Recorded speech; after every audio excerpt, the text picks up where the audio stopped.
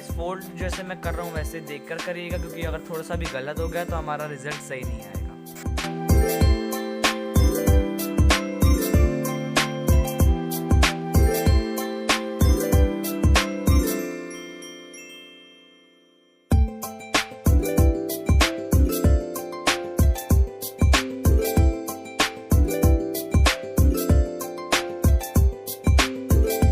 तो गाइस अब हमारा जितना हो गया है उसके आगे बस हमें एक एंगल में सीजर से काटना है। और हाँ गाइस, जिस एंगल में मैं काट रहा हूँ उसी एंगल में काटिएगा, नहीं तो हमारा जो लास्ट में बनेगा वो अच्छा नहीं दिखेगा।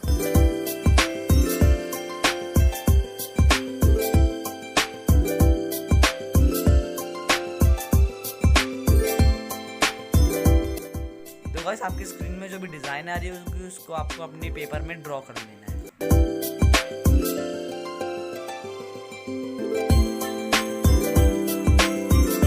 तो गाइस अभी जो हमने डिज़ाइन बनाई है उसे आपको सीजर से काट देना है।